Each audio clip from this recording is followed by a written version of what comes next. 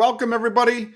This is Jack Hammer of the Santa Rosa Press Democrat. Cover the 49ers there for the All 49ers Inside the 49ers blog there with the 49ers at the Press Democrat. Wanted to come on. Free agency kicked off this week, officially today at 1 o'clock, but it's been going on since Monday at 9 when they opened up the ability to negotiate with the players and the teams during their open tampering period. So 49ers have made a few moves. They made a couple of moves earlier in the week. They've lost a couple of players. It's been an interesting first few days.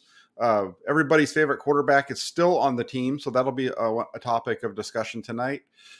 Really what I want to do is I want to get your calls. I put the link for this show is in the description. The link is also over in the comment side. So if there's anybody that wants to call in and talk 49ers football with me tonight, you're more than welcome. I have scheduled to be on here for about an hour and a half. So we'll go up to 6:45 if you guys are keeping me busy. Otherwise, we'll wrap it up after I give my comments on where the 49ers are so far. It's been an interesting time. Before we get started, I just want to shout out Marcus. He says, yo, Marcus, good to have you on. Andrew, good to see you. This is the 49ers call-in show. So we're going to be taking calls and let's discuss anything you want with the 49ers free agency tonight. And then Raphael, what's up, Jack and everyone? Good to have you in, Raphael. You're usually in these shows. I really appreciate you taking the time to jump on tonight. Let's just go through some of the topics that have been going on. The first one, Jimmy Garoppolo. He's still a member of the 49ers. We'll get into that a little bit. All of these rumors around Deshaun Watson wanting to come to the 49ers, what does that mean? Is that a realistic possibility? The 49ers have lost a couple of key pieces to their team from last year in left guard Laken Tomlinson and defensive tackle DJ Jones. We can get into that a little bit. 49ers also made some additions. Today they made an addition with adding Hassan Ridgeway, a defensive tackle from Philadelphia. They have added linebacker Oren Burks from the Green Bay Packers and cornerback Travarius Ward from the Kansas City Chiefs. So those are the additions as well. Yesterday there was news of a restructure on D Ford. We can get into your thoughts on that. Also, the restructuring that came down today on Eric Armstead and George Kittle. And then last but not least would be a conversation on wide receiver. And should the 49ers pursue Julio Jones at this point in his career? He's coming off a little bit of a down year here in 2021. Last season, his numbers weren't quite there. Didn't really seem to fit very well with the coaching staff out there in Tennessee. Just that whole combination just didn't work out the way that I think a lot of folks expected, especially with A.J. Brown out there as well. So that'll be another topic that we can discuss. So we've got a few things on the table. We'll see what you guys want to go, and we'll really take it the direction that you want to take it. So let's go through real quick. And there's Karthik. He says, "Hey, Karthik, good to see from you." He says, "What's good? Need to do a show with you." I understand. It's my got a lot going on right now outside of covering the 49ers. So when I'm either doing shows, writing, or I've got a lot of other stuff that's happening right now that's not allowing me to jump on some other shows. But definitely that's something that we need to schedule down the road, not too far. And then Lukey Walsh over here jumps in. He says, "You just popped in. It's good to see you, Luke. Great you're here." And then says, "You, Rob, and Grant should coordinate your shows so you're not on at the same time."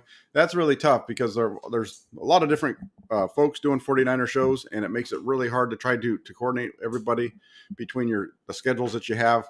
For me, myself, I am working a separate job outside of just of the writing and reporting I do on the 49ers. So my time's a little bit limited on when I can come on these shows. And plus, as far as taking the calls, evening time is usually the best. And going from 5 o'clock to 6:45, that's kind of I would think a little bit of a decent time for folks on the East Coast as well as those on the West Coast getting off of work before they get home to their families and getting into that kind of stuff. So that's why we have the show scheduled when we do.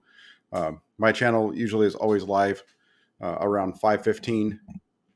Sometimes it'll be a little bit earlier in the day, but usually around 5:15 is when I get these shows going Tuesday, Wednesday, and Thursday. So Let's take a call. Looks like I might have somebody on the line. It looks like Mav is there. Let me get to that one here in just a second. I'm gonna have to change around my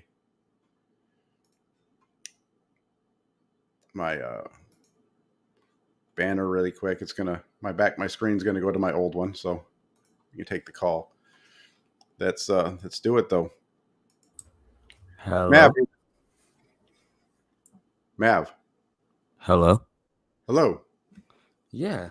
Um, to start off the call, I guess we can start with the positives, and it's really the main big positive, the addition of Travarius Ward.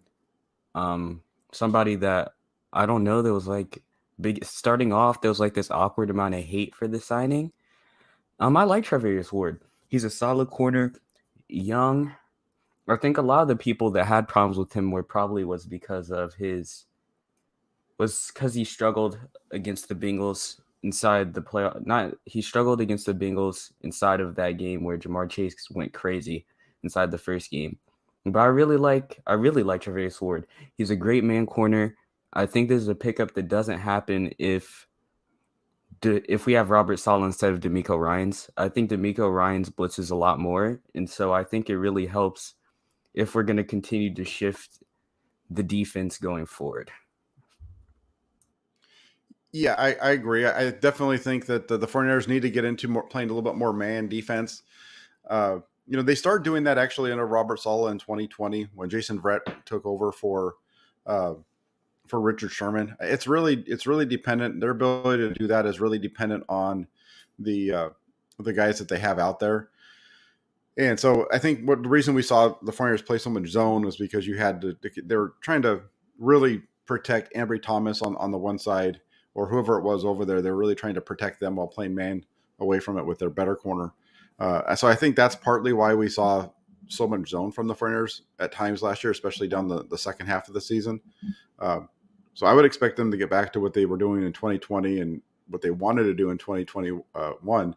So and play more man coverage. And so that's definitely, I think, where Ward fits in with the 49ers. It makes that a good pickup. Well, I also like the fact of his age. He's young. He's improved every single Mm-hmm. season that he's been there. So I think it's really one of these deals that going forward, this possibly could be a really good steal if he continues to progress forward.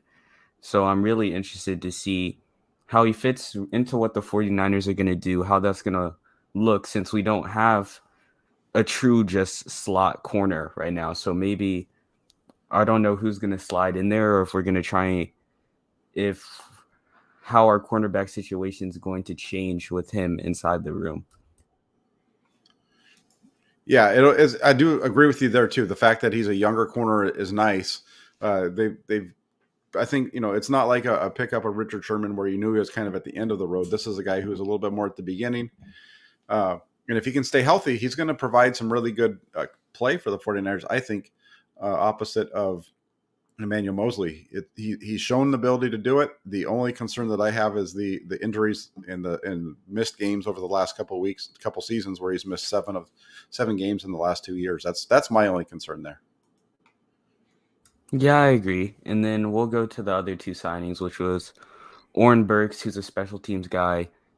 I don't have too much to say about the signing because I don't see him playing a lot where it comes to our actual defense, but I heard that he's really good on special teams. And Mm-hmm. then He is. we had another signing. I'm trying to remember. Uh, Um, that was the one. That was the signing that they made today, which was yes, Hassan Ridgeway from the Philadelphia Eagles. yes, worked with Chris Kasarik, so I think it's a good pickup. Somebody that he knows, um, someone that hopefully Chris Kasarik can develop going forward to really replace what we were missing with losing DJ Jones.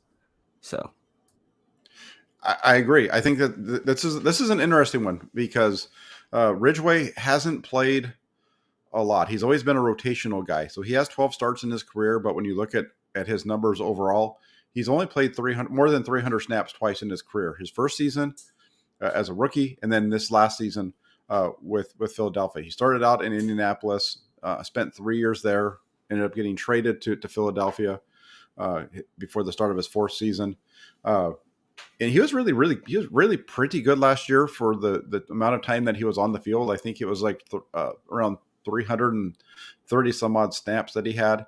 And if you look at his pass rush productivity, uh, if you base it off of what you see in Pro Football Reference, which does a good job because they break pressures down to quarterback hurries, quarterback knockdowns, and quarterback sacks. Really, those are the main ones, especially the knockdowns and the sacks for me, because you want to hit the quarterback, and that's where you should be getting credit for your pressures.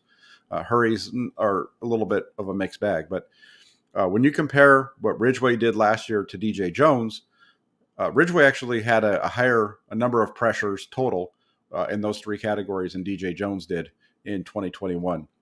The difference is DJ Jones is just a beast in the running game, so they're losing that a little bit. You could say the same thing with Javon Kinlaw as well coming back. The 49ers aren't. I don't know about their rush defense, if that's going to be able to be as stout in the middle without DJ Jones.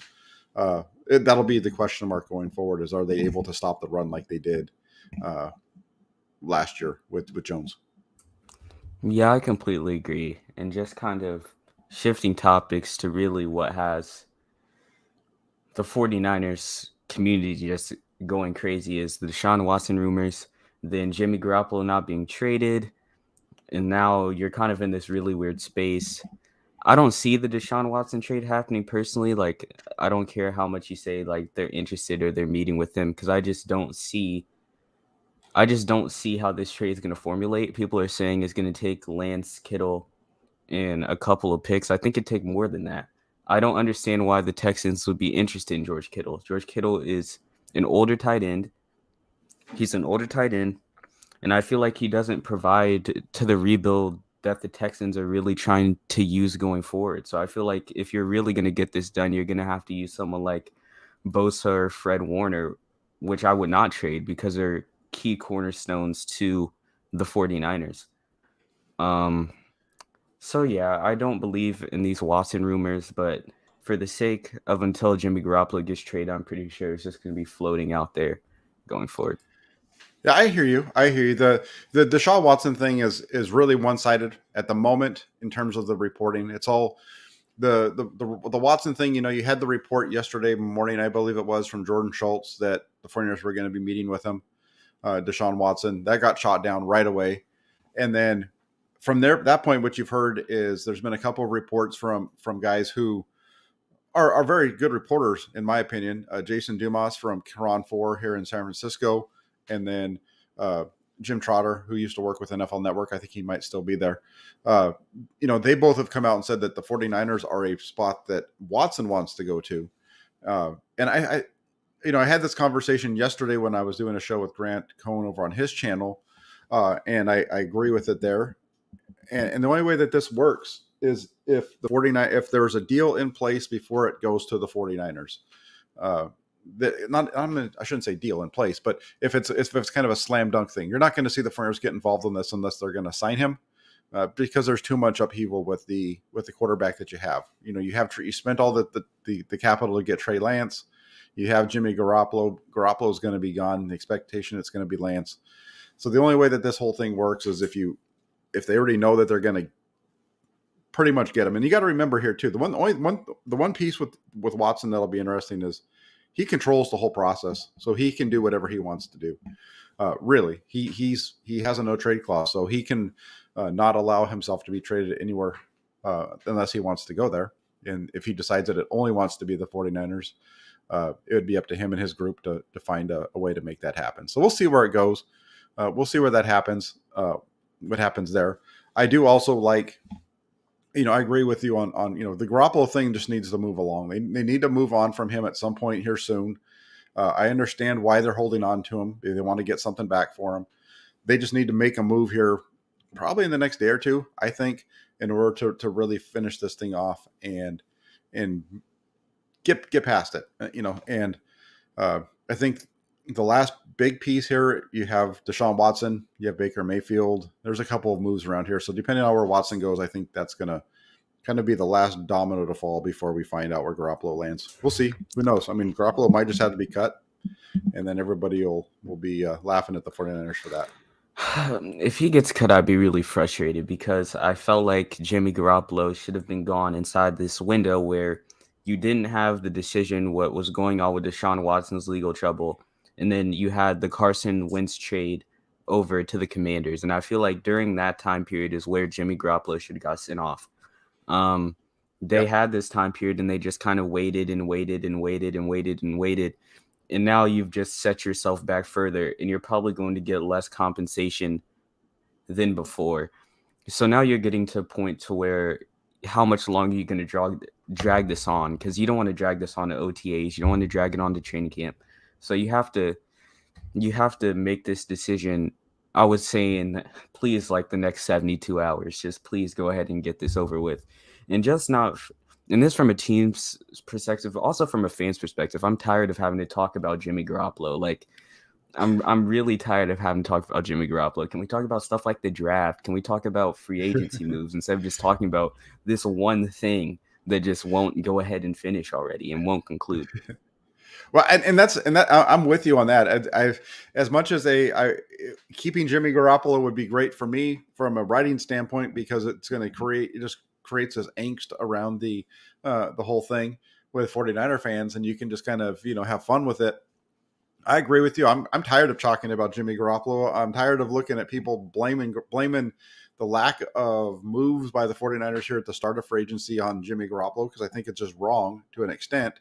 We'll see what happens. We'll see how this thing whole plays out. Garoppolo's not going to be here in August, I don't believe, but they need to make a move here pretty soon, because they're starting to miss out on guys that they're going to be starting to miss out on guys that they need to re-sign, and they lost out on one. I don't know if you saw, but a couple of guys over here in the comments section noted it, and Raheem Mostert headed out to Miami as a Dolphin. He's going to be rejoining. It's funny because a couple of years ago, Mav, did you have anything else that you wanted to talk about before I move on? Oh no, you can move on. Thanks for the call. Oh, hey, I thank you for coming on today. I really appreciate it. Have a good one. And there you go, folks. The great Mav that was a fun call. If you guys want to call in, the link is in the description as well as down below. The 49ers missed out on Raheem Mostert. He joins the Miami Dolphins and Mike McDaniel. It's funny because if you remember last year when we went into free agency, there was a lot of talk about which 49ers were going to be going with Robert Saleh to the New York Jets. The expectation was there was going to be a mass exodus of 49ers players out there and coaches. Never really materialized. But in this case here, you have a situation where they've done the opposite here in Miami. What Mike McDaniel's done. He's brought in a number of coaches from the 49ers. Now he's bringing in some players, and Mostert being one of them. I disagree with you, Matt, in that you're saying that Mostert is not a loss.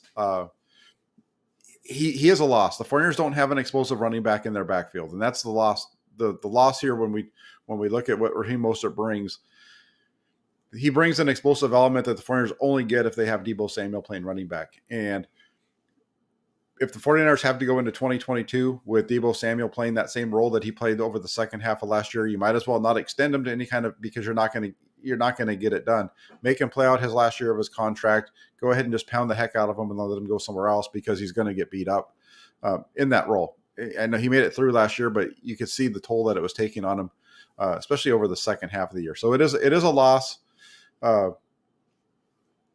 Even last year, I understand, Andrew says Mostert of 2019 is a loss. Mostert has that quickness. He makes bigger plays than are there on the field. He only touched the ball twice on the 2 runs he had last year. He gained 9 yards and 11 yards. So this deal, Scott points out that it was a 1 year, $3.125 million deal. That's right. That's right in the ballpark of what I said that I would do for if I was the 49ers to bring back Raheem Mostert. I said I would sign him on a 1 year deal, 3.125, small amount guaranteed. That way you can move on from him if there's, and I wouldn't even do an injury guarantee if you could avoid it because of those injury issues. Raheem Mostert, I think this is a bigger, I think missing out on Raheem Mostert right here and having him go to Miami is bigger for the 49ers than losing left guard Laken Tomlinson and DJ Jones on the other side of the ball because of what he could mean to the offense. So that's a tough one. In terms of, Mitchell being better, he will be better. I hope he's He was a very good back last year. Had some really good runs. He had 4.7 yards per carry. The issue with Mitchell is the more he carried the ball, the more likely he wasn't going to be back the following week. He was a good running back who struggled at times with vision, but for the most part was really good. We'll see if he can come back in 2022, if Mitchell can come back here in 2022 and be stronger and be able to play down in and down out and not miss the games like he did last year after carrying the ball a heavy number of carries, then that's one thing. And I do like Trey Sermon. I agree. I don't believe that Sermon is a bust. I think that he's a guy that needs touches, and he just needs to be a little bit tighter to the holes. That's what the coaching staff has been saying as well.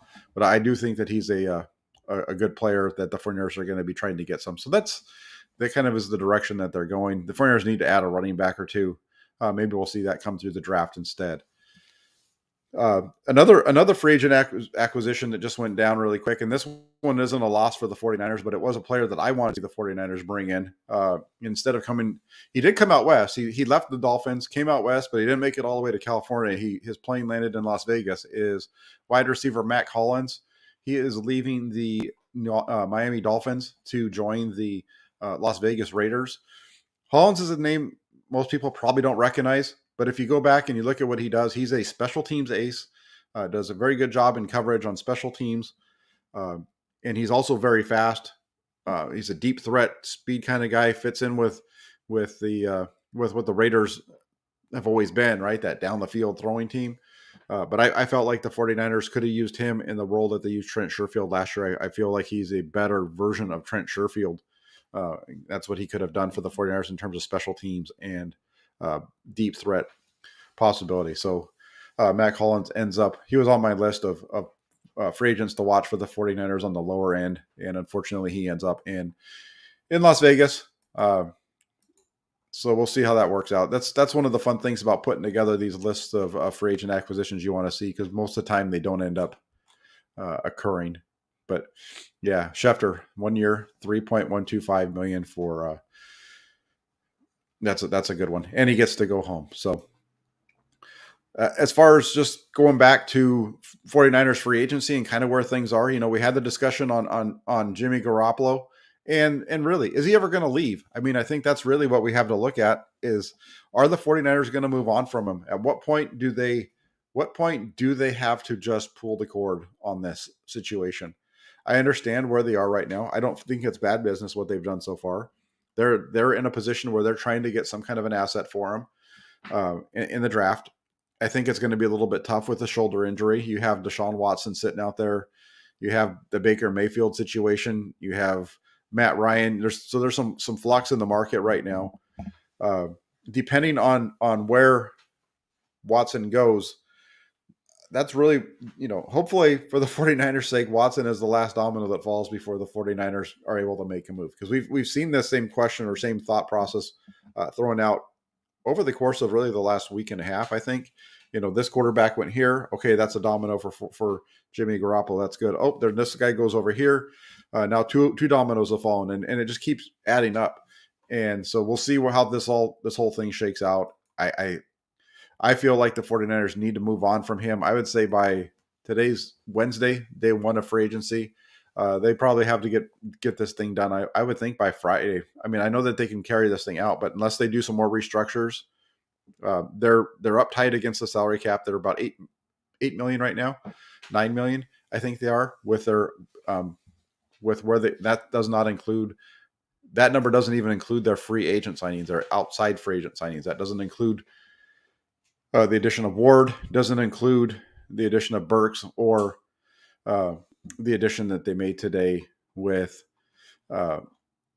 Hassan Ridgeway. So right now at that $9 million, I don't think that's going to be enough given what the contract information was for Ward on that new deal. So the 49ers are going to have to make some more moves. Jimmy Ward on a new deal would make sense to me. That should free up some cap space.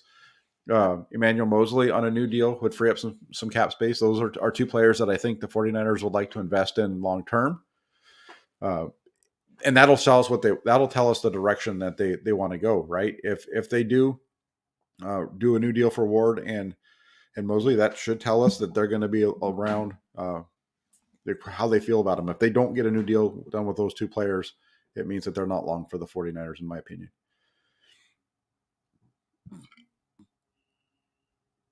Let's see where we are. Okay. Yeah. Call in when you got a chance, Karthik, when you're safe and not driving or anything. Matt says Mitchell probably will be a 1,000 yard back this year. He would have been a 1,000 yard back this past season if he had just stayed healthy, right? He was very close. He was like 920 something, I believe it was 940. I mean, he put up big numbers. He had 4.7 yards a carry. He just needed to stay healthy, and so that's the reason. That's the reason why he's not up that high. Let's go ahead, and I'm going to jump over to another caller. It looks like I got one of Jimmy Garoppolo's biggest fans on the line. So take it easy on this guy because he loves Jimmy. I think he has a fat head of him up on the wall in the living room. But we'll see how it goes. How you doing, Swan? Hey, we're running it back with Jimmy, boys. That's what's happening. He's on the roster. Jed said it himself, right? That we have him, if they want to keep Jimmy for 2 years, we can do it. Yeah, they said that. That is what he said. I just wanted to make Elijah Mitchell, if he played 17 games, he would have had probably like 1,400 yards or something crazy like that, right? Like he missed how many games? He missed 5-6 games? Something like that, right? Yeah. That was the only reason why he wasn't over 1,000 yards and much farther. Yeah, that would have been nuts if he's. I mean, that's the thing though. Like I'm kind of worried. I mean, I don't think Elijah Mitchell is that type of back. Like it always seemed that we would run him for run the heck out of him, and then for 2 games, and then he'd miss 1 or 2. I'm not sure if he could carry that load. I don't think anyone could carry that load, to be honest. Well, no, and you're right. It's interesting because when you go back and you look at Mitchell during his time in college, he wasn't an every down back in college. He split reps with another runner. I think he only averaged about 15 to 17 carries a game, which is still a pretty high amount. But he was the second back at Illinois, or that's where he was, right? No, Louisiana. Excuse me. He was the second back there. So to have him and putting up the numbers that he's putting up right now, and having that kind of number of carries per game, that's a tough ask for him as a rookie, and he takes a pounding in this offense. And Jack. He's a really good back though. Yeah, I like him, and the thing about it is, it seemed this year it was very hard for us to run the ball. Like we had to stay committed, even when we weren't doing anything. Once we stayed totally committed, that's when this team started doing better. And even then, I don't think we were that efficient of a running team, right? I mean, correct me if I'm wrong, but it didn't feel that it was easy. Like it felt hard. Like, our running game, it felt hard.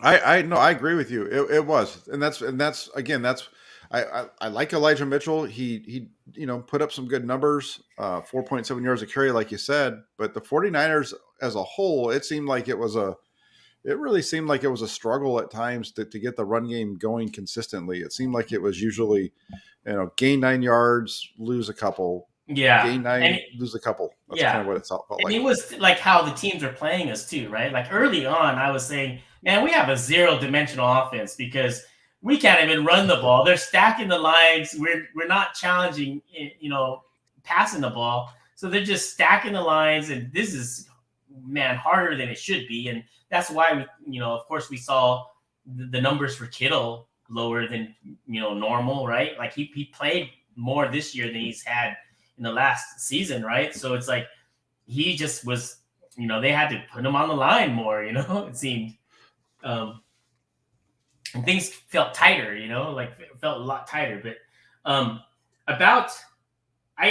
wanted to say this was that I want to make this point. Everyone's freaking out that, hey, we need to get rid of Jimmy because that gives us cap money to sign someone else, right? Which is true, but that doesn't mean that the 49ers can't deal with people right now. Meaning, if they have a guy that they love, right, and they want to make a deal for, right, and they go, we got to have him, then they can get rid of Jimmy, right? They can decide, hey, maybe we don't get our second and just get a fifth because it's worth it to get the cap money off, right?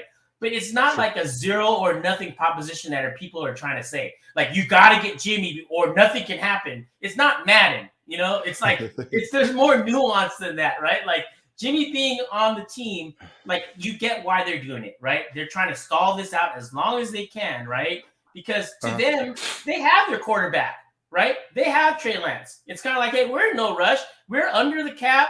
We're in no rush. Unless there's some, like I said, unless there's some free agent that we don't know about that they absolutely love, that they got to have, they're not too worried about it, right? So it's like, and now Von Miller's gone. I can't think of, in my opinion, as a fan, is there any sexy free agents out there still? I think there's maybe a couple, but not that type of sexy, right? Not Von Miller sexy, not Chandler Jones sexy. Like, that's all gone, right? Yeah, no. As far as I know, those were the sexy names have all pretty much already been picked through, and this is really what the 49ers have done, though, right? The 49ers have spent big money on free agents, but they're not usually the name that everybody is talking about. A couple years ago, it was the running back McKinnon was a name that nobody thought about, but they gave him they gave him a bunch of money. They gave a bunch of money to Quan Alexander, which was really a name I think anybody was pointing to at that time as the 49ers needing to upgrade that position. So they've gone out and given money out to free agents, but it's tough right now when even now when I hear people up in arms about Jimmy Garoppolo, I think you need to take a step back and you need to realize, okay, 49ers right now are about $9 million underneath the salary cap. All that money is gone because that's going to the current new guys, right? Meaning Ward and Burks and Ridgeway. You can pretty much say that $9 million is already gone. So now you need to take another $7 to $8 million, and that's going to be for your free agents. So right now, if they got rid of Jimmy Garoppolo, if they traded him now, they would still only be at about, so that'd be 25 million that they save. 25 plus 9 is 34. So they'd have about $25 million to play with, right? And that $25 million to play with, okay, 7 to 8 of that is going to your rookie class that you're going to draft. So that takes you as it is now. Yeah. So that takes you from 25 down to 17. You still have some of your free agents. You still have. You might want to get Contavious Street. You might want to get some of these guys, but $17.5 million. Yeah, that's not going to that rules you out of a deal for for Von Miller, right? Yeah, and then plus you have to have like what in season money, like a few million in season money, right? Because you never know what's going to happen, right? Right. You want to keep about $3 to $5 million in cap space for the season. So when you really break it down, even once the 49ers get rid of Jimmy Garoppolo, it's not like they have a bunch of money to go out there and go wild. Right. The only way that they can get some more money is that they don't have a lot of guys. Yeah. Yeah. They don't have a lot of guys that they can go out and move around. The big one was Eric Armstead. That was an easy one to see because the 49ers don't want to pay a defensive tackle $20 million on the cap. So that was an easy one to see. The D Ford restructure, I felt like that was a good deal. The 49ers doubled the amount of money that they could save on him this year. With that restructure, I understand, people want to just move on from him. It's kind of like Jimmy Garoppolo, right? Just get rid of this guy. I don't want to talk about it anymore. Well, if you don't want to talk about it, just realize that you just saved twice as much against the cap. We would have $11 million if we just cut him or whatever it is, Yeah, and then on top of that, Jimmy Ward, and I already mentioned him, Jimmy Ward, Emmanuel Mosley, maybe Mike McGlinchey. I think those are really the names. Ebicom is another 6.5. Yes, excuse me. That's a good one too. Samson Ebicom is a guy who, right now he's at $8.5 million. I think you can get about another 2 to 3 out of him. Okay, but check this out, Jack. So I've been doing some research, right? And all the names that you suggested is if we did those, it would be the responsible, conservative-ish way to do it, right? But with the advent of voided years, during that was devised during the 2020 COVID year, right? To get all teams under the cap since they lowered the cap. I mean, you have teams that are totally abusing it, right? There is a cost though, right? There is a cost. Like if you look at what the Saints did, right?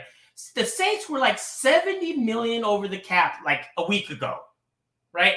And now they're under the cap and they're trying to make a bid for Deshaun Watson, right? But if you look at all of the Saints' contracts, right, there's nothing higher than 13 million this year. No player, and they have star players, but they have front-loaded everything. Like they added, if you look at each one of those contracts, some players have 3 years voided years, 4 years, 3 years, 2 years, 3. The max you can do is 4, right? And if you look at the 49ers, they've done that lately. Like in the last few signings, they've added void years. Like not Ebicom, D4, they added void years. I didn't look at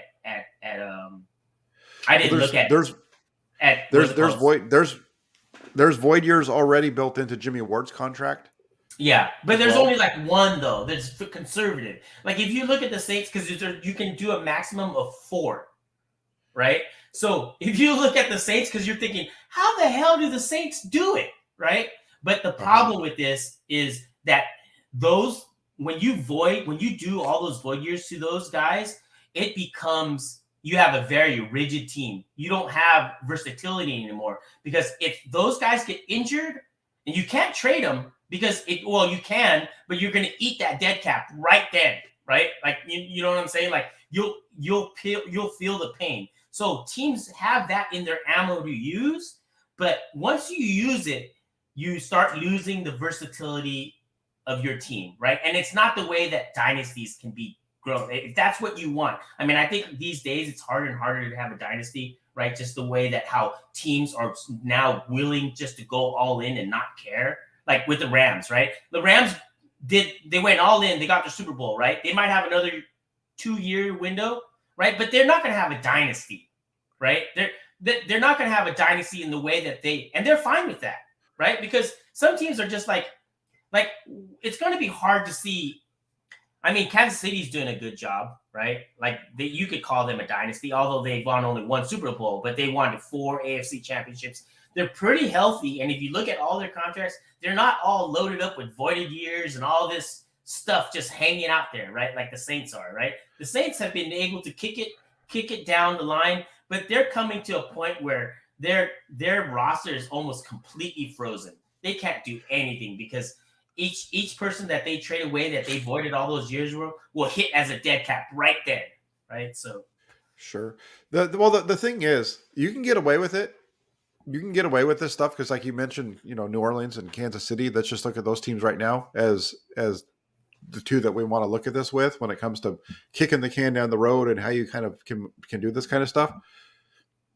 New Orleans was fine when they had Drew Brees doing this. Yes. Kansas City hasn't had a problem yet because they have Patrick Mahomes. Yeah. If you've got the quarterback right, you can get away with this stuff. Just like the 49ers in the early 90s, early 2000s with Steve Young. They were able to get through it with Steve Young because they had the quarterback. And it took when Young went down, it took Garcia a couple years to kind of figure it out. And then when he finally figured it out, the team was built around him a little bit better. He played at a higher level and the team started winning again, and so on and so forth. So it's a tricky situation. The 49ers have guys that use those void years. That's part of what they did on the deal with D Ford.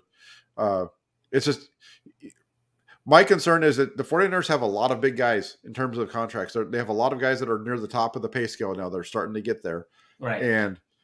And so when you're putting into free agent period and you're in that situation, it makes it really hard for you to go out and make a big splash signing that everybody wants. And so they're all pointing the finger at Jimmy Garoppolo right now because he's the easy mark. Right. He's been that way. He's been the easy mark for a year and a half, and everybody just keeps using him as the scapegoat of what the 49ers are doing here. And another thing is people shouldn't be too harsh on. I mean, I shouldn't say they shouldn't be. That you're going to feel what you're going to feel.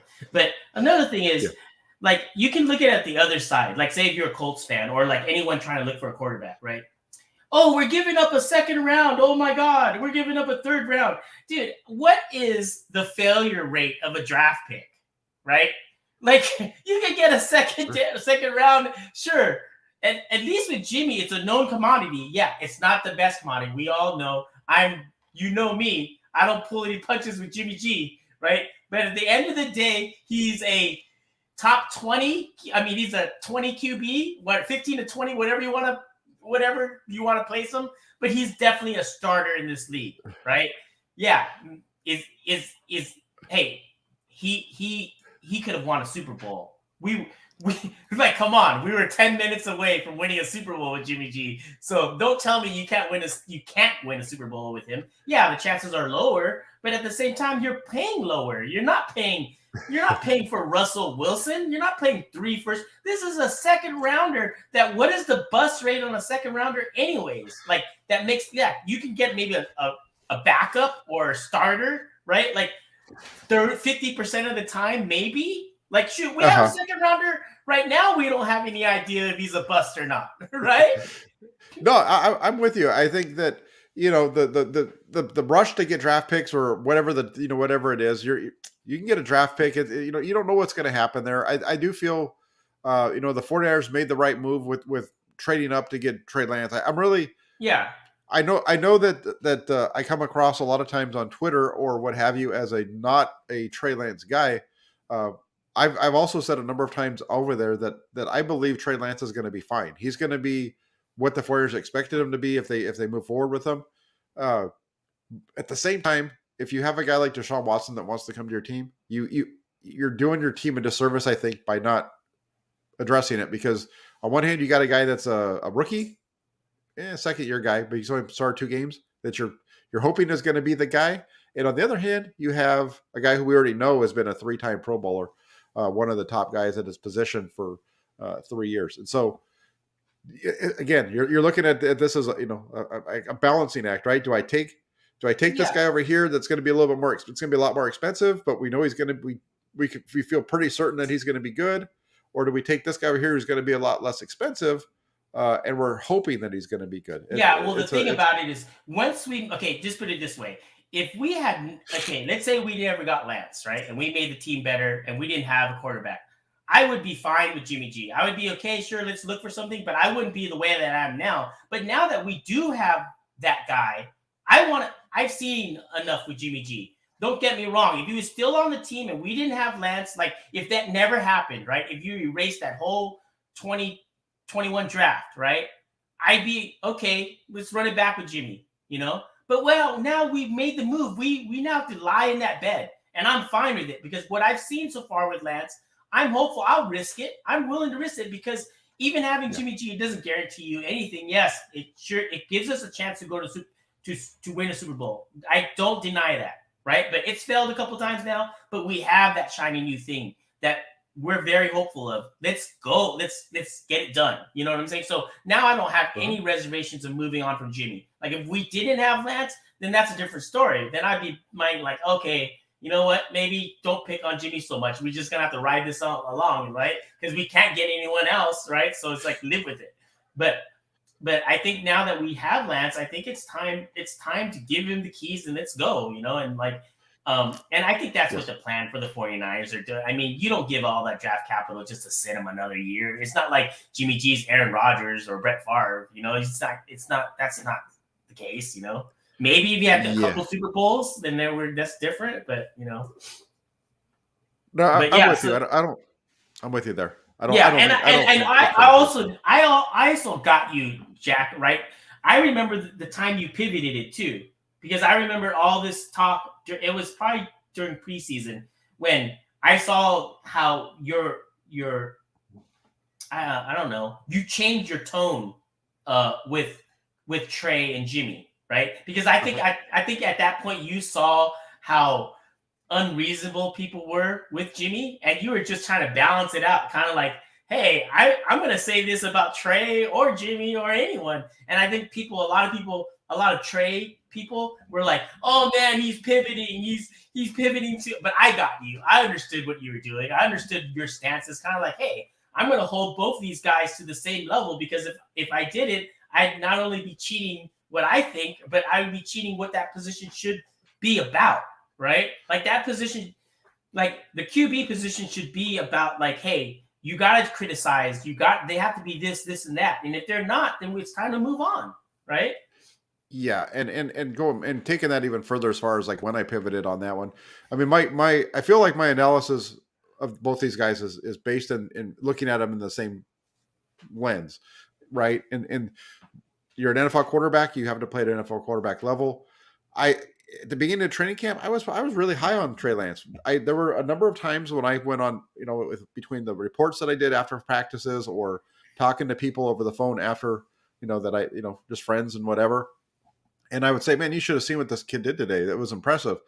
And then as camp went along, the 49ers started putting a little bit more on his plate, and he started playing against better competition and so on and so forth. Some of those things kind of slid down, and you could tell, for me at least, you could tell around the Chargers preseason game that Jimmy Garoppolo was going to be the quarterback, and Trey Lance was going to be the backup, and that was the point for me, at least, where I just said, this is what's happening. And you need to, when you look at the practice reports and you're looking at, well, this guy threw 5 interceptions, this guy didn't throw any, this guy must be playing better. There's a lot more that's going into it than just the raw data. And, Right. it'll be fun. It'll be fun when it's Trey Lance time, because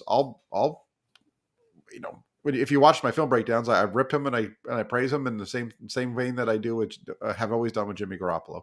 Yeah, and I appreciate that. So, Yeah. But yeah, so it's like, I think 49er fans should just chill out. I know it's easier said than done because everyone wants to know what's going to happen right now. But like I said, I think with most of the sexy free agents gone, I think people can maybe breathe a little bit easier. Just kind of like, hey, that's come and gone. I'm sure there's still there's guys out there that people want. Morgan Moses, that's who I wanted for right tackle, because I'm really worried about right tackle, Jack. I mean, I'm semi-worried about right tackle. Sure, we got Compton. That's fine. If you want to, it looks like he did a decent enough job. But I wouldn't mind getting a guy right there or drafting a right tackle, because Compton's, 34, 33, 34, or whatever he is. I wouldn't mind drafting a guy. Whatever he is. If they go into the season with Tom Compton being their expected starter at right tackle because Mike McGlinchey's not fully recovered, that's a bad miss on the 49ers part, in my opinion. Yeah, I mean, especially if we could have got someone at free agency, right? Like Morgan Moses was 3 years, $15 million. That was it. Right. The Ravens got him. Yeah. Correct. He was lower. So we'll see how this all plays out. It'll be fun to watch the whole offseason play out before we really can get in it and grade everything they're doing. I feel like the 49ers move so far have been on the positive side. They've all been expected. I don't think there was anybody that's watching this or following the 49ers. If you felt like the 49ers were going to spend $13 million to bring back Laken Tomlinson, or they're going to spend $10 million to bring back DJ Jones, I don't think you've been paying close enough attention to what the 49ers no way do with those positions and how they look at them. Yeah, we've been calling that for like a month, right? Like we kind of knew, like, hey, if they get if they get offered more than this, there's no way the Niners are going to take them, and that's what happened, right? Yeah, and that's what happened, and now they are. So, and I do want to get over to this comment over here by Scott. Hopefully Scott's still watching, because that's a good one on Trubisky over Jimmy. That's an interesting one. So we'll get into that one in a minute. But did you have anything else that you wanted to? No, that was it, Jack. That was good. I want to watch the rest of the show. Awesome. Thank you so much. I appreciate you calling in. It's always fun to talk to you. Right on. Thanks. All right. Bye-bye. All right. Let's go back. I want to get back to that question from Scott. I think this is a good one. He puts in there, the Steelers liked Trubisky over Jimmy. That tells you Jimmy's current value. This is an interesting one to me, because the Steelers going with Trubisky over Garoppolo makes a lot of sense, in that I think that the Steelers' direction here is that they're going to draft a quarterback in the first round. It's been reported that the Steelers are high on Malik Willis out of Liberty. Matt Corral out of Ole Miss would also kind of fit the system that they're looking to build there in Pittsburgh now that Ben Roethlisberger is gone. So really what you're getting there is they're getting they're using Mitchell Trubisky as their bridge quarterback to whatever rookie they're going to draft. Whereas Jimmy Garoppolo, with his current, if you're going to spend a draft picks on Jimmy Garoppolo, you're probably going to want to extend him a little bit too. Instead of taking on $25 million of salary cap, you're probably going to want to do a new deal for a couple of years to buy that down a little bit.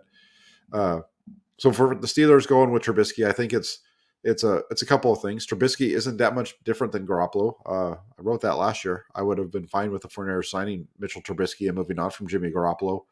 And then drafting. What the Steelers are doing is kind of what I thought the 49ers should have done last year. If you go back to 49ers, all 49ers Sports Illustrated and look over there, check out my articles that I'd written over there. I'm pretty sure there was an article that I wrote at one point in time about Mitchell Trubisky being a target for the 49ers because he was a guy that I would have liked. If you look at him and Jimmy Garoppolo, their numbers are very similar. He's a little bit more mobile in terms of his footwork and speed. A lot of similarities between those two guys.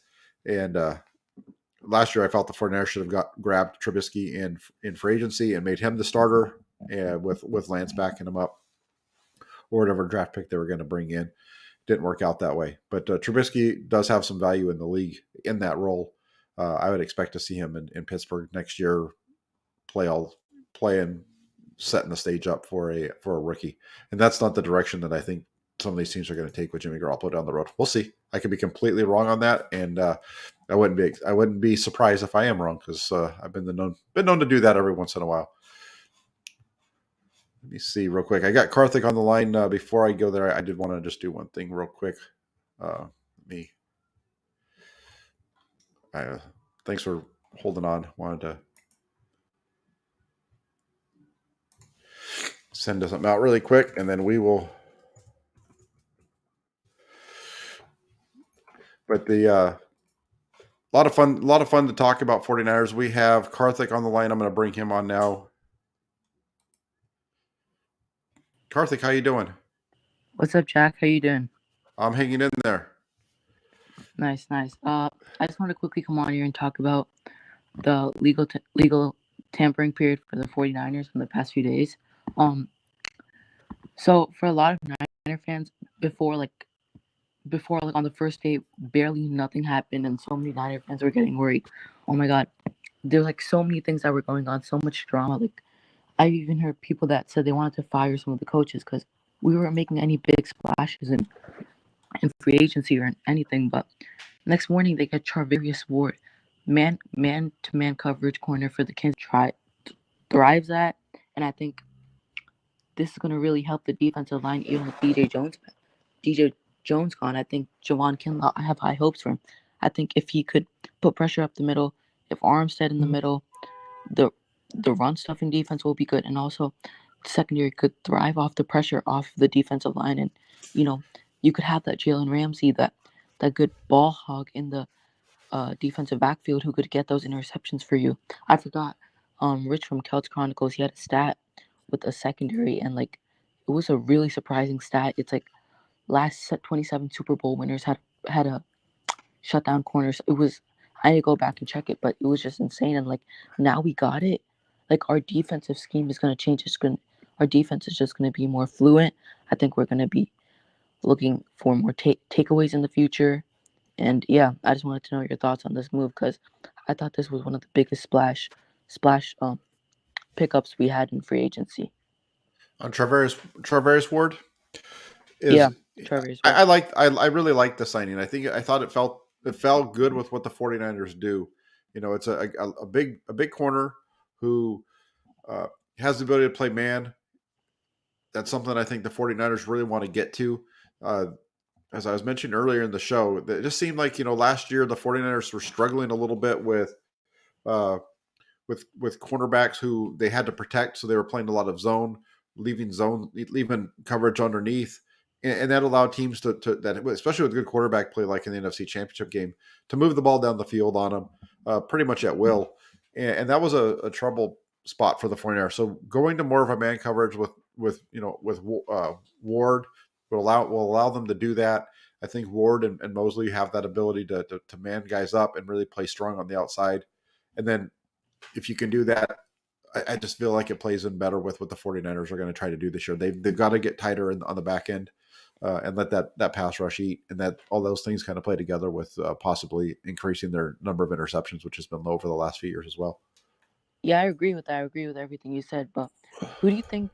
Who do you think will play in the slot if K1 does go? Because like in the NFC Championship game, Cooper Cup, he just took that zone away in the middle of the field. Like he just went behind Warner, just sat in the zone, and no one was there. And like every single time, play in and play out, our defensive back in the slot just used to get beaten. It was like 18-yard like gain. He's wide open in the zone. So like, who do you think could, you know, man up with these great receivers like Cooper Cup, Tyreek Hill, these good, speedy, shifty wide receivers that are put into the slot? Yeah, I think what you'll see there is something similar to what the 49ers did back in 2011 and 2012 under Vic Fangio and Jim Harbaugh when they went out in free agency that with that team and they brought in Carlos Rogers. It was a little bit different though in that Rogers was a guy who could play in the slot or outside. But what they did was they had Carlos Rogers playing on the outside, uh, and then when it went to their nickel dime situations, Rogers would slide inside and they'd bring Chris Culliver off the bench. And I feel like that's probably the direction that they're going to go here, unless they add another cornerback either through free agency or the draft that they feel can play right away. If it's somebody through the draft, would be uh, going that route and basically having uh, Emmanuel Mosley be the guy that slides into the slot with the other two on the edges, with Ward and Thomas on the edges, and Mosley in the middle. The only problem that I have with that, or the only concern that I have with using Mosley in the slot, is that player. If you're down in the box like that, you're almost like a linebacker. You have to be able to fit strong in the run game, and I'm not sure if Mosley gives you the body type of a player that can do that. Yeah. Yeah, you really have to have the body type because you got to jam that receiver who's just gonna flash right past you. And also, I want to get to another point about the O line. Um, right guard. I want to talk about the guards real quick. Lakin is gone. He went to New York Jets. Props to him. But for right guard, I want to start off with right guard. I think Daniel Brunskill. They just tenured him. I think him and Aziz, Daniel Brunskill, and I think Aaron Banks will fight for that right guard spot in training camp. I think there will be a competition for them. And center, I think Alex Mack, from all the reports that I've been hearing, and I think he even came out himself and said, I'm probably not going to retire this year. I'm probably going to play one more year in the NFL and then probably make my decision. So I think we do keep Alex Mack in there. And I think I was watching Rob Shu's show a few minutes ago, and he was saying Cole Strange, his draft crush, he could fall down into the second round, around like pick 70, pick 80. We could trade down. We have the picks to do it, and I think we can get Cole Strange sitting behind Alex Mack. So if Alex, just as like a safety blanket, because if Alex Mack does decide to retire, I think we can, just in case, it's better to be safe than sorry. I think we can have really good center for backup. And left guard, who do you think left guard could be? I don't know, Jalen Moore. I don't know, maybe Jalen Moore.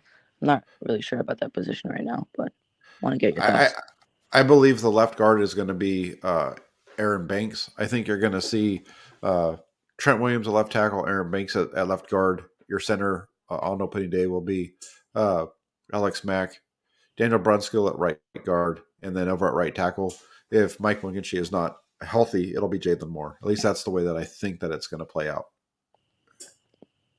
Yeah, I think it might be Williams on the left. Then it's going to be Mack center. I think they'll put McGlinchey still at right tackle. I don't know how that's going to go, but he said he put extra weight in the offseason, but he's coming off a quad tear, so we'll see how that goes. Maybe the weight can affect him, but I think he'll be fit into the right tackle, and Aaron Banks and Bronskill will fight for the right guard. But I think that's how the O line will turn out. I hope it will be good next year. I hope we can stay consistent with that. But also, I wanted to quickly get to the Deshaun Watson. Should we acquire him or no? Because I know what you said about how do you say it's you're getting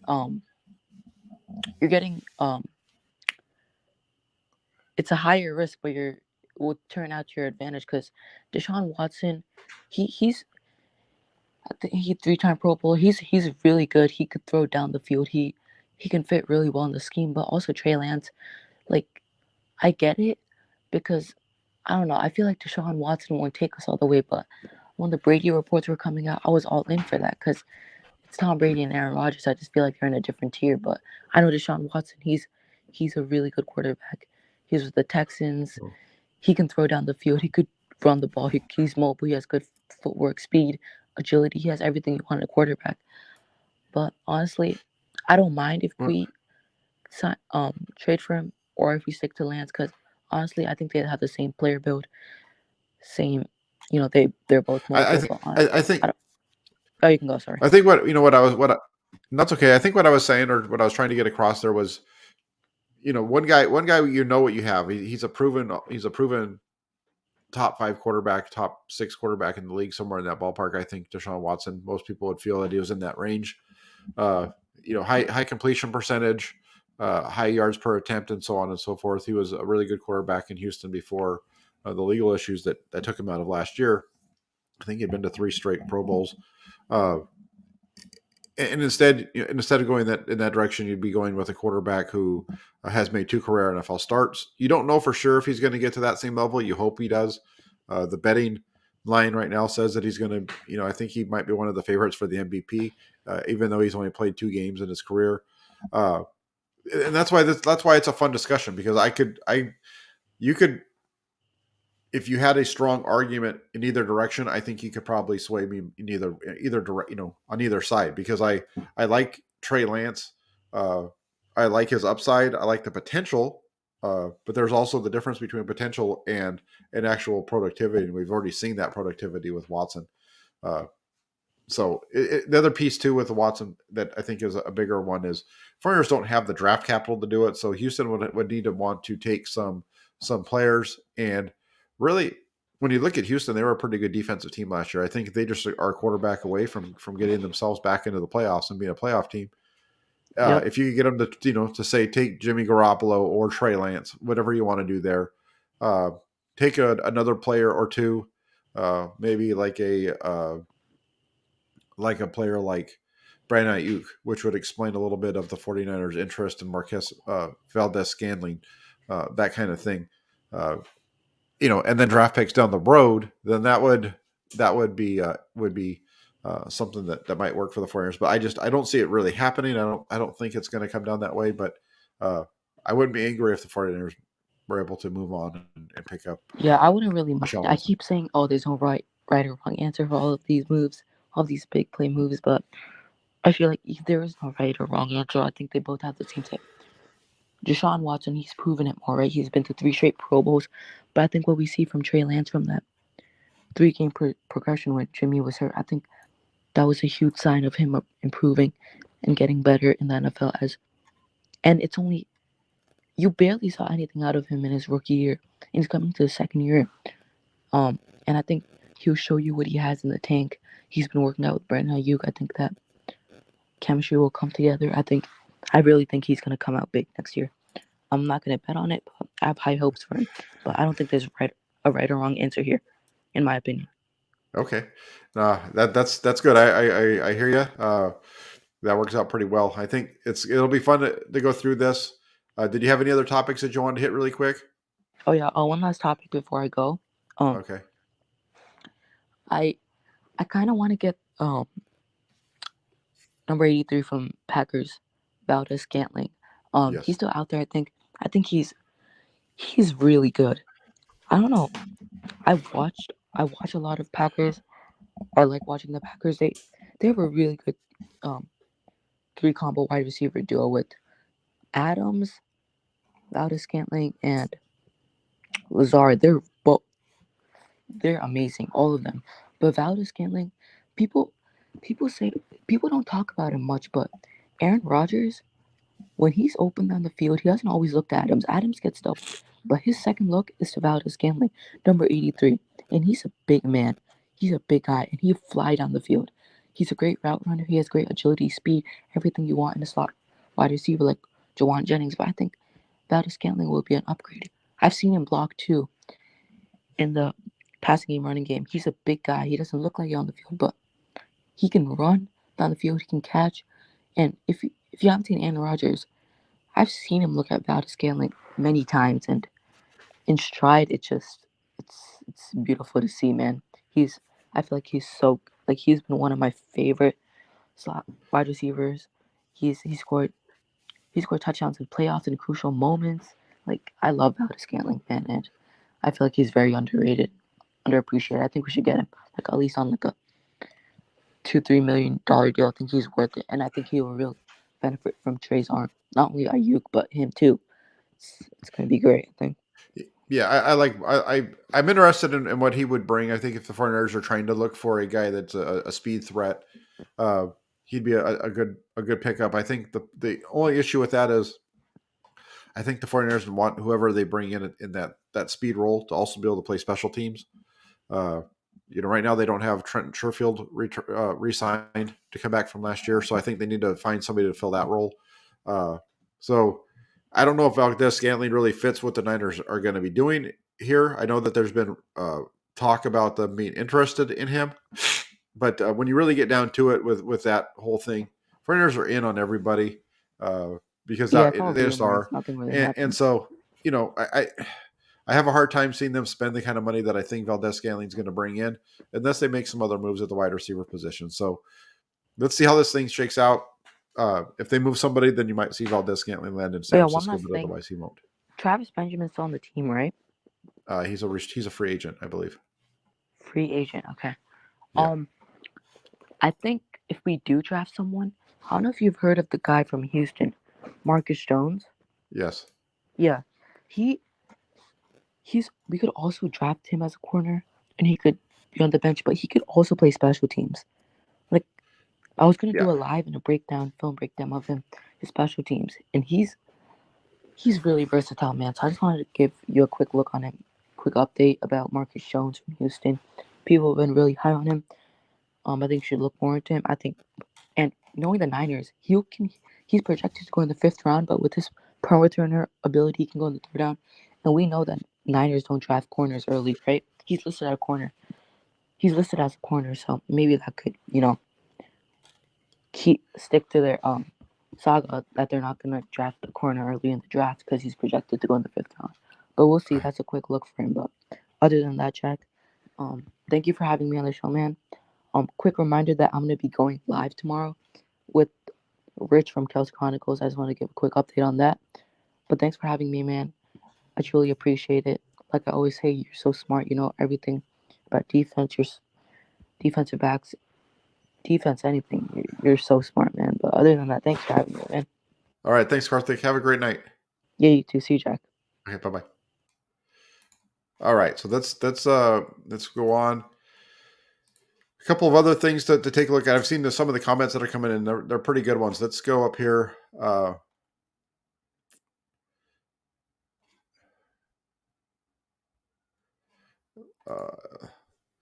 think it's Leonardo Cruz. He says they let go of DJ and LT, meaning DJ Jones, Lake and Tomlinson. I feel they have confidence in Kinlaw and Banks for them to make that move. I agree. They had to have if that's the direction that they're going to go, then obviously they have to have confidence in it. The only thing I'm going to say there is I hope it works out for them. I know that's the direction they're going to take. I feel like Aaron Banks is a little bit better than people are giving him credit for, or has the ability to possibly be better. Obviously, he didn't play last year, struggled early on in camp, got injured, which is the biggest problem there. Got to be careful here. The 49ers, they traded away an all-pro defensive tackle a couple of years ago, drafted a defensive tackle to replace him, and their expectation and the way that they were going was that defensive tackle was going to fill that need that they created themselves, and it never worked. It hasn't worked out that way yet. So we'll see what happens with Javon Kinlaw this year if he can actually become the worth a top draft pick that he was inside the top 15. So I understand moving on, and they obviously have to have confidence in Kinlaw. They have to have confidence in Banks as far as if that's the direction they're going to go. But we've seen them feel confident in guys before and have it not work out once the season actually starts. So we'll see how that works out. Big City Man says, O-line broke down on us both postseasons. Need heavier investment here, Jack. We'll see what happens. Aaron Banks at left guard. And beyond that, I don't know how much investment you need to make in terms of your draft capital or your free agent capital. I think the 49ers are going to use some draft picks along the offensive line, probably at center, maybe even over at right tackle. So keep an eye on the investments, but I think maybe a little bit longer later on down the road for the 49ers there. And who knows, probably as soon as we log off of this show today, they'll go out and sign themselves a right guard or a center and make me look foolish. So we'll see how it works out.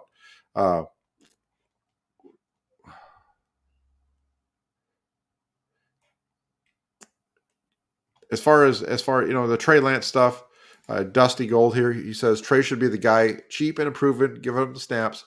I really do feel like Trey Lance is going to be just fine. The 49ers have done a good job when their quarterback has been healthy, when their starting quarterback has been healthy. They've won games.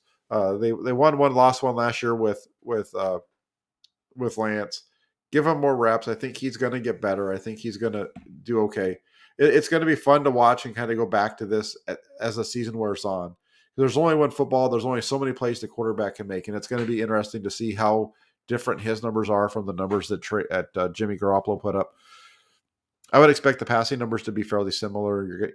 I would expect to see the total overall yards be very close, unless they just start to turn them loose and they're throwing the ball around the field a lot more than they have in the past, which could be the case because Lance has that deep threat ability. 49ers offense needs explosive plays. If they're not getting it out of the run game, they're going to need to get it out of the passing game. We've seen that a number of times with this team. Their need to be able to be explosive on offense to score. So my concern with Lance is the lack of consistency down in and down out. I know Garoppolo makes some bad throws from here and there, but I just feel like we'll see how this all plays out. His completion percentage might jump up this year, meaning Trey Lance might get become that 65% kind of quarterback that it kind of takes as a low level, kind of your baseline for the NFL level quarterback is about 65% completion rate right around now. So we'll see where Lance falls on that. I do feel comfortable with him taking over, that he could lead the 49ers to 10 wins or more next year. Let's see what else we have.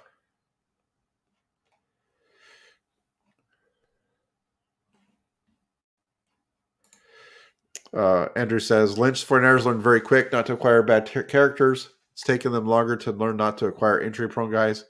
That's for sure. I mean, they did have the issues.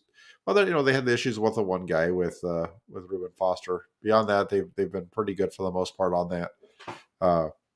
So it makes sense why they would come out so quick yesterday and throw down the idea of being interested in Deshaun Watson. It makes sense on multiple levels. There's obviously the off the field stuff, and there's the Trey Lance, the fact that you have Trey Lance already in the building, and so on. So we'll see how that all plays out for the 49ers here in 2022. We still have, we're on day one of free agency, right?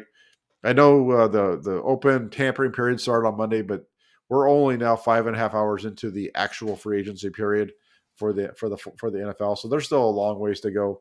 Hopefully by this time next week, the 49ers will have maybe added a player or two on there. It'd be really good to see what the specs look like on these deals that they've agreed to with Ward and so on. I've been searching. I have one source that I usually go to find that out, and I have not seen him post anything on that. I don't think there's anything official.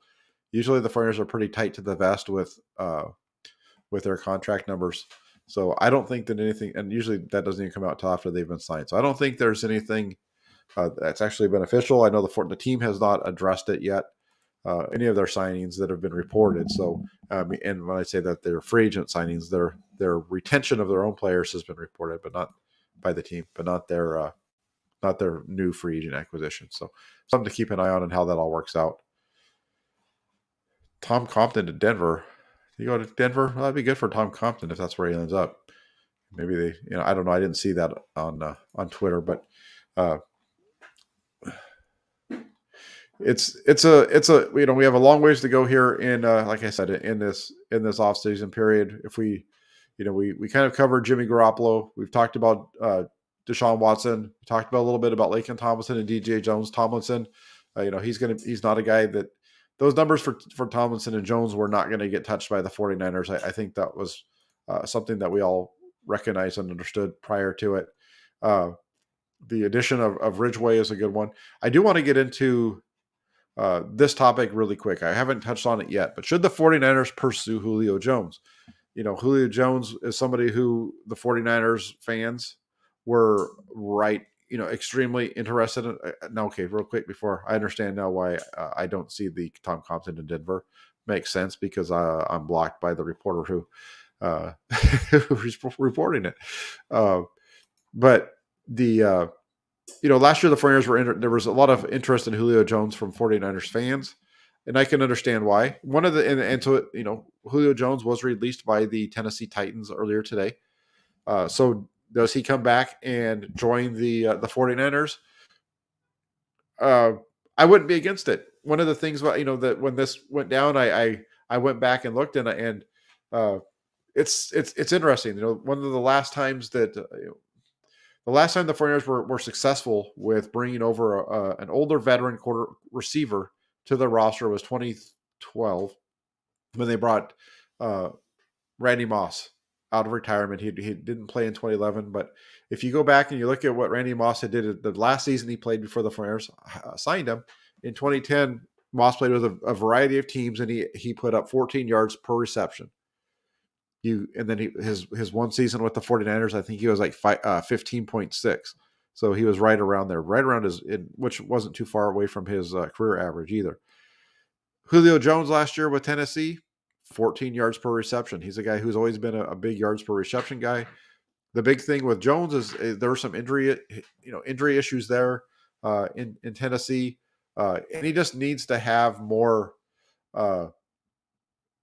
He needs to have more targets, receivers, all of them, whether it's Julio Jones, Deebo Samuel, Brandon Ayuk, George Kittle, whoever you want to throw out there, whatever receiver name, they need to have the ball thrown their way in order to make plays. Obviously, Jones only had, I think he had less than 50 targets, I believe, last year. So, but when he did have the ball thrown to him, he was a pretty productive receiver in terms of the yards per there. So we'll see how that works out. I would like to see this be something that the 49ers maybe pursue. I think Julio Jones in this offense with Trey Lance would be a nice piece. So we'll see how that all plays out as this goes through. But I would not be against a signing of Julio Jones to a new contract. That would be a move that I think would make sense for the 49ers. So let's see what else. Well, we don't know, Kevin, quite yet what Jones is going to cost. He, as you said, he's kind of old. He's not a kick returner. Things like that.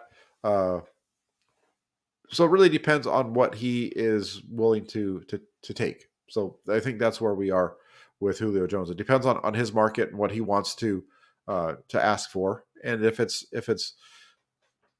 too high, if it's $10+ million a year, you probably for the year you probably don't make that move. So it'll be interesting to see what he can come in at. I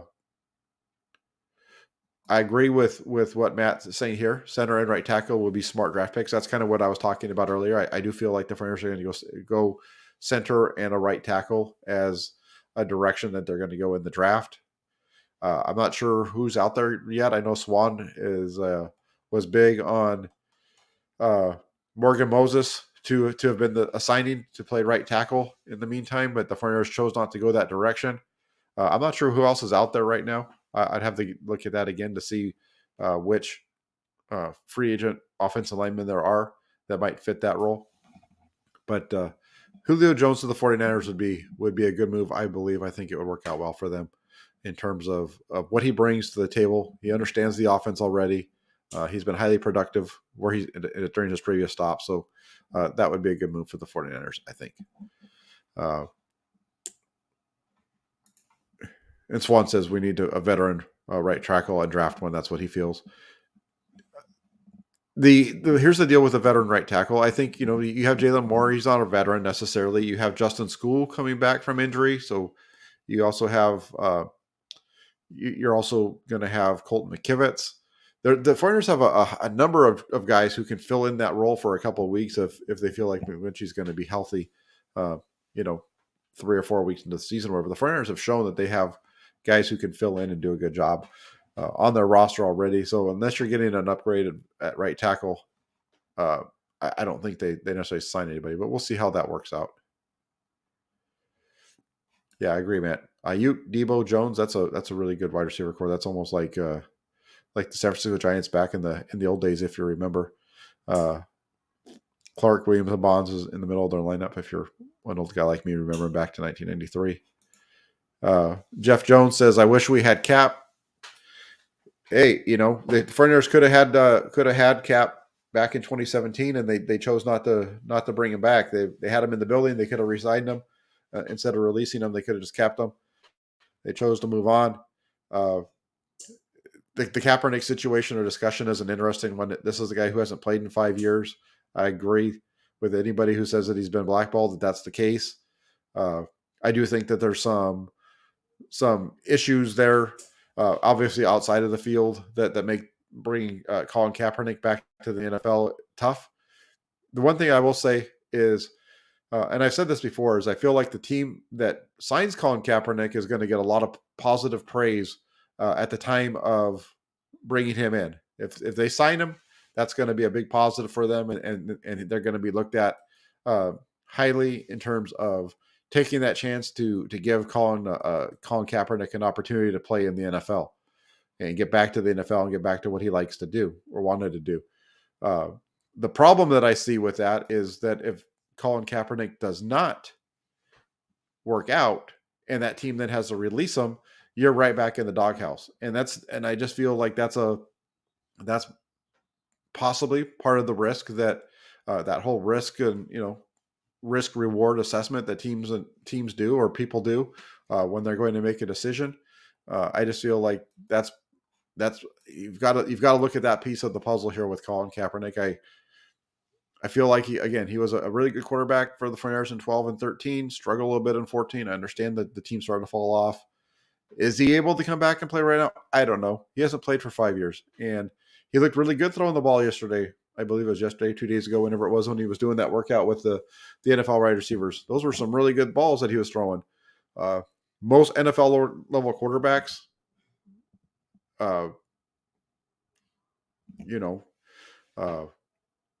you throw in Nate Sudfeld. If you put Nate Sudfeld on a practice field and just had him throwing against air to guys running routes, he'd look good too. It's until they're out there and they're actually running routes with defense and guys chasing them around. Don't put a whole lot of stock in that kind of stuff. But I would like to see Kaepernick get an opportunity. I said this last week on the Hammer and Nail show.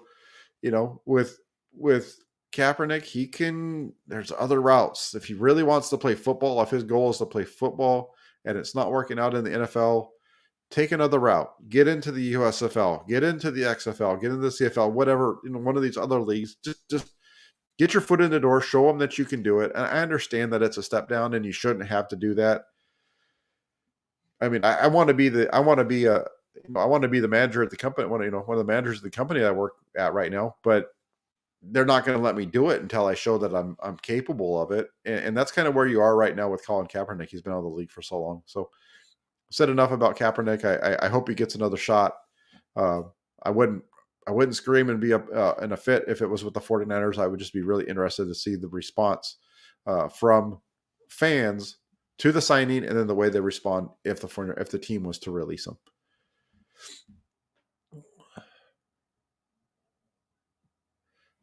Kevin says, yes, Lance needs protection. There's still some decent people out there that could fit. The thing about Lance being young and new is he could bring in a new guy to get him extending to the right.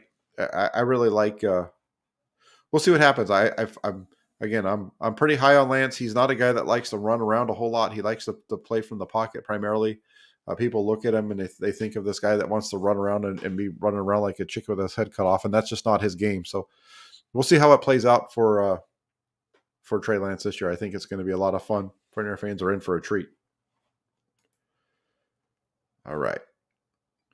That's good. I'm going to wrap up the show for the night. I want to say thank you to the folks that did take the opportunity to call in. It was a lot of fun.